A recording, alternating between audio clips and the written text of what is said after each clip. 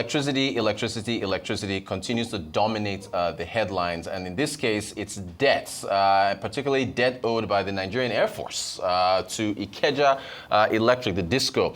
Now, apparently, they were owing a lot of money, somewhere in the estimates of over 4 billion naira, and they stormed the office. I've actually been able to verify this now, that this took place about 48 hours ago. A lot of items being destroyed in that particular office. And so this, of course, brings to the fore the issues around ministries, departments, and agencies and the amount of money they owe to the discos, which, of course, are the last mile with respect to the value chain for energy in Nigeria. We dive in that. Also, the peak generation that we've hit at 5,800 megawatts. We'll talk about that. Joining us now is Uade Ahimie, who is the head of strategy and public affairs at Nairametrics. Good morning to you, sir. Good to see you again. Good morning, Rotus. It's good to be here. Yeah. I like your afro. I'm it's like the power depth. It's growing. It's growing. So speaking of the power debts, Wade, what do you make of what we've seen? It's everywhere now. We tried to get the head of Ikeja Electric on the show, but she was a bit hesitant, the CEO. So I, pretty sympathize with her and what's been going on. Discussed it on the morning show this morning. Dr. Abasi Rufai, very animated about what happened. But I mean, let's have a conversation around this debt that keeps popping up because we've got some numbers. What are your thoughts? Give us your thoughts. Okay, I think it was a bit extreme. Yeah. Yes, the biggest debt in the power sector comes from the government sector. Yeah. But let's even look at the Air Force, the military installations, for instance. Yeah. There are issues relating to security. So, like the Air Force base that has to work with the airports, airspace security, and a number of all those things. So I think what needs to happen to get a way through this is the Ministry of Defense, the Ministry of Finance, the Ministry of Power, and the GENCOs and the DISCOs and the transmission companies all sit down together and work out a modality for ensuring that there's power towards our military installations from a security perspective, and that can be paid for, not necessarily at band A tariffs, but at reflectable tariffs that the discos can use to make money and continue to support that infrastructure within that. And then you can also call back on the expertise of some of the engineers that they have within that system to work along with those discos. And I'm not just talking about Ikeja Electric or Eco Distribution. I'm talking about military installations across Nigeria. That way, we would have provided a more economic and secure way to provide national security, because military installations have to do with a bit of national security, and I think that's how the economics should work. Well, okay, just for our viewers, NAF at the bottom of the screen is the Nigerian Air Force. Look, I just want to take you back. Abuja Disco in June of 2023, I think, threatened to disconnect, I think it was 23 MDAs over debts that they were owed. Also, that's Abuja. The Ibadan Disco, I think it was 2021, they said they were owed about over 8.5 billion for estimated debt owed to the MDAs to them as well. So where is this coming from? Is this... do we point back to government, or is it a revenue issue? I don't think it's a revenue issue. I do think it's a system of how we have, over time, not aligned with how budgets would work. Let's remember that monies that are paid, that are used to pay for electricity, for government agencies, for ministries, for even government offices, come from the budget, and they're budgeted for.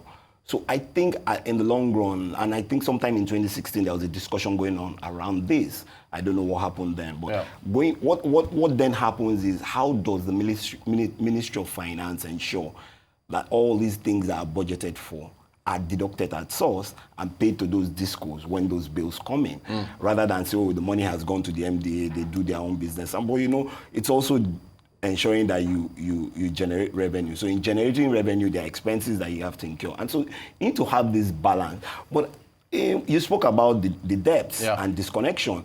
And how do I think the government can ensure that there is lasting solution to this? 2 trillion to the discos. When I calculated that, it's about $1.3 billion. Gosh. Yeah, but that's the kind of investment the government is talking about in terms of the power sector. And there are a number of things. One, metering. So rather than push the metering just back to the discos, I think using this debt as a way of whether you want to raise bonds or raise monies to ensure that there is a national system that meters every Nigerian and not every household in Nigeria, both current and as you go on in the future, so that you can see those linkages between the discos and the national system, and everybody is unmetered. So whether it's the demand metering system, and that way you would have eased off a lot of the troubles in terms of discos going to look for financing to finance metering projects. And that for me is where I think and I believe that you can now start to see the monies come back into the system. Those who pay prepaid, I have a prepaid meter. Yep, same here, same exactly. here. You buy, and you manage your electricity.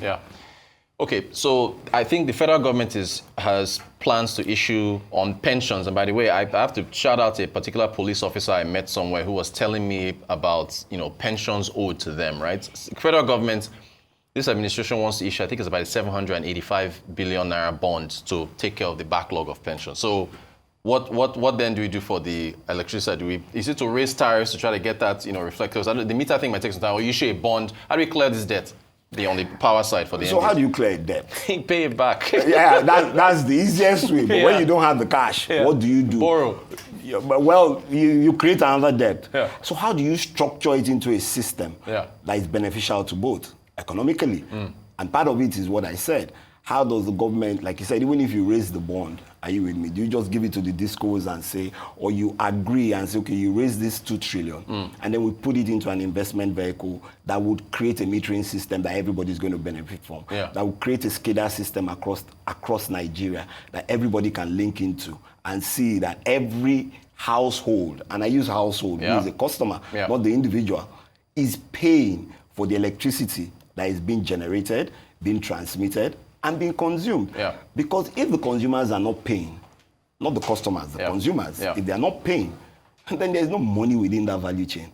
That's the reality. Well, I'm going to make sure that we bring this up at the Arise News KPMG Budget Day 2025 that's happening next week. Because we're going to be talking about debts, we're going to be talking about revenues for the Nigerian budget, and we have to bring up this power issue. Maybe you invite me to come and speak. We'll invite you now. You can come and talk.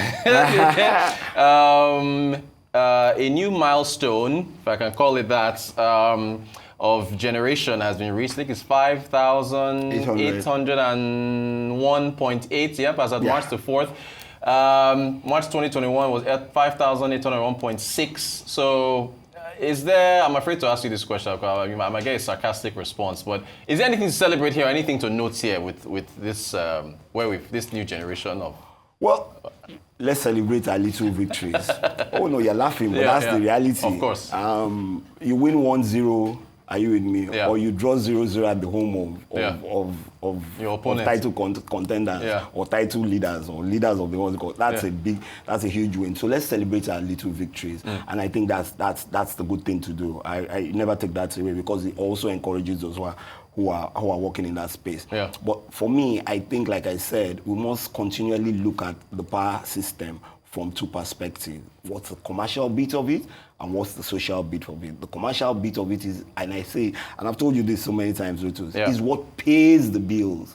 So the big industries, about 60% of them are no longer on the grid. A Dangote refinery, the big commercial companies. They build their own power stations. That's my point. So we're generating enough power in Nigeria because I can tell you that at least we have 20 hours of power regularly. No, I'm not talking about the grid, and I'm talking about those who have built their own power stations. Or their power. But at a substantial cost. Right. But that's enough power that's within the system. So we're talking about 15,000 megawatts. If you are giving 10, 12,000 to those commercial bidders at whether you call it band A or band whatever, they will pay for it because it's a business venture and they're getting it. And they would also manage that power more efficiently. As you can see, when the launch that happened on Wednesday, new technology, using light and those kind of things. And that's when innovation starts to come in, and then you start to see that kind of investment in those kind of areas. Solar being used along with the grid. And that is where you need to focus on. If you, the minister was saying, oh, maybe you need to increase band B. Individual customers, in my own opinion, can't pay for electricity. Okay, well, you see that I'm going to his comments. So let me read you his comments, because he tied this generation peak to reforms in the sector, which include the higher tariff. So, okay, let's see. The results seen so far, this is on the new peak, have been due to a partial implementation of the reforms in the sector. I think he's referring to tariffs.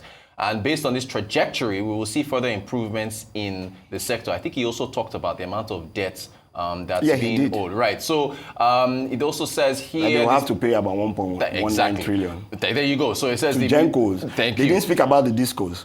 Right, which means it's higher. Right. 4 trillion. Now, he did say that based on this trajectory, we could get to 7,000 megawatts. So what do you make of the minister's comment? Can we get 7,000 megawatts based on tariffs going up? Because you're saying Band B customers can't pay, and thank you, he did make headlines. Even Band A customers are struggling to pay. It's a chicken and egg thing, right? Because Band A customers are struggling to pay. So let me give an example. If probably the NAF has been moved from its original, from tariffs of 88 naira, for instance, because it's a 24-hour base that needs light, that needs the electricity to Band A, it means that you've multiplied that by 3 times. Right. And what's the budget for it? Gotcha. And so that's the reality. So it's the chicken and the egg. Yeah. And like I said, how do you convert those debts that you owe to the disco into infrastructure development? You say they should go, and you were talking about raising money. Let's raise those bonds and let's meter the system. Then you would see the flow of money. The power sector is an inverted pyramid. Right. Are you with me? Without the consumers, Gencos are going to just suffer. Right. So will the transmission companies. Yeah. So the metering system, whether it's MD meters or individual meters, have to work efficiently. And you can't continue to take, so how much increment are we talking about? You moved from about 4,500, 4,000 to 5,000 to 5,800, and then that's an 1,000, 2,000, 1,200 megawatts. Then you're saying, oh, if you put in another 1,200 megawatts, when if you create the windfall by ensuring that monies are being seen and coming into the system, then you can we could hit there is capacity to generate 15,000 to 20,000 megawatts in Nigeria. So the potential is there. But where's the money to pay for it? Gotcha. That's the key. I leave it at that. That's why you're the head of strategy at Nairametrics. Uade Ahimie, head of strategy and public affairs, Nairametrics. Thank you so much for your time. Thank you for having me. All right.